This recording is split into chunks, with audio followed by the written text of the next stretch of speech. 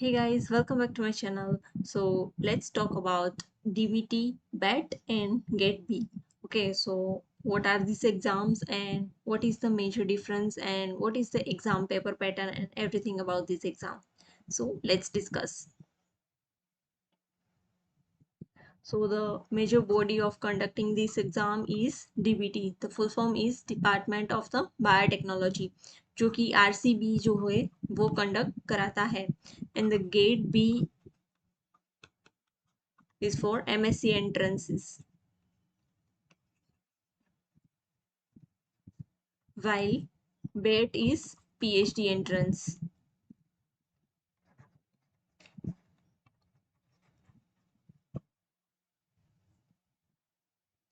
Okay, तो एक एक करके हम देखते हैं. पहले हम बात करते हैं गेट बी के बारे में, that what it is and how the paper pattern and everything goes. So GAT B पहले जो एग्जाम कंडक्ट कराता था वो था JNU CEE-B. तो पहले इस नाम से ये एग्जाम कंडक्ट किया जाता था, फिर अभी DBT ही कंडक्ट कराता है जो कि है गेट बी. ओके, जो बॉडी जो कंडक्ट कराता है वो है आरसीबी एनटीए के साथ मिलके ये एग्जाम को कंडक्ट कराता है. तो जो है वो है आरसीबी एंड द एनटीए है जो सेंटर्स प्रोवाइड करता है एंड वो सारी चीजें देखता है, अलॉट करता है सीटीज वगैरह. एंड तो गेट बी के बारे में हम बात करें तो गेट बी के लिए कौन कौन से लोग एलिजिबल है.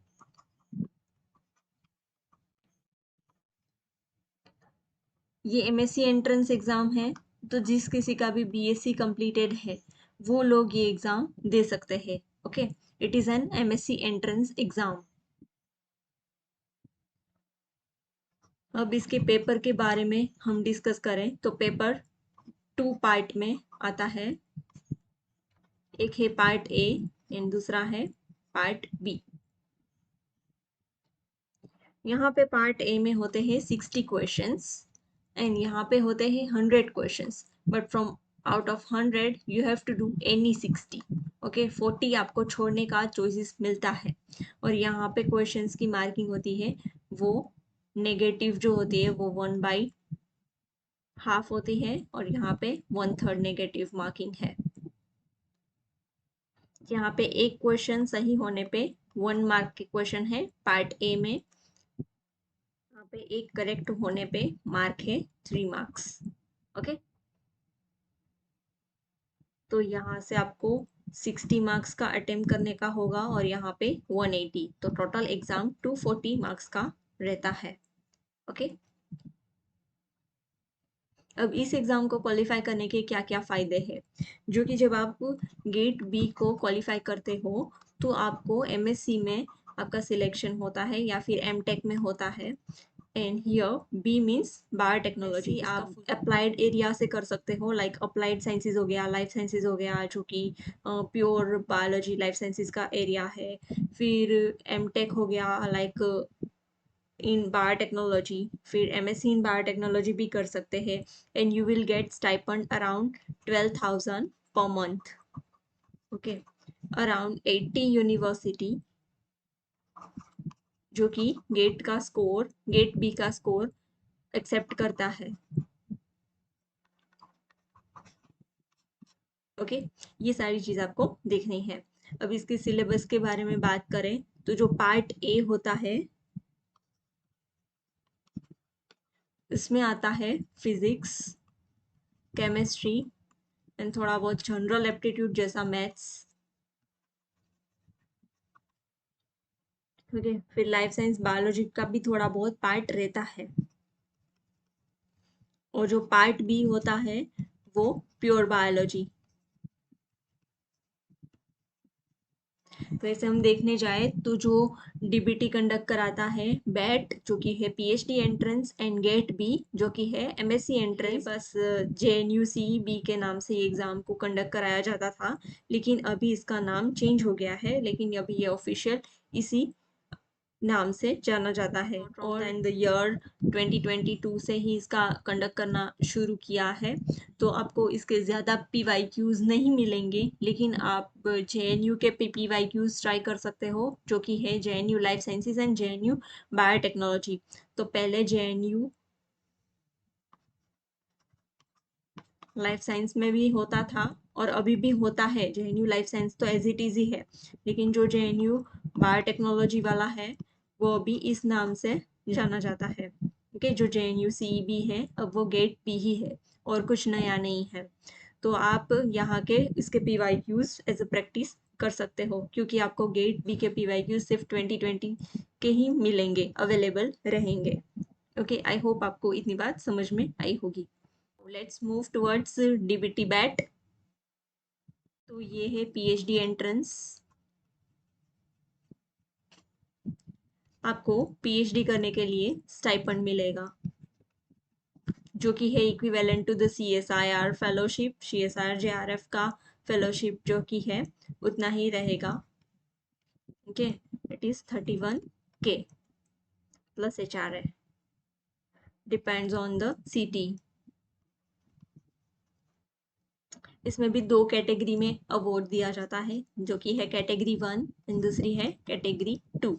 कैटेगरी 2 वालों को एज सच फेलोशिप या फिर JRF नहीं मिलता, लेकिन प्रोजेक्ट में अप्लाई कर सकते हैं अगर कैटेगरी 2 में आपका नाम आता है। और कैटेगरी 1 का कट ऑफ थोड़ा हाई जाता है कंपेयर टू कैटेगरी 2, 8 से 10 मार्क के बीच का ही डिफरेंस पाया जाता है दोनों के बीच में। ओके, और कैटेगरी 1 में भी हम सीट्स की बात करें तो सीट्स लगभग 300 अराउंड ही रहती है।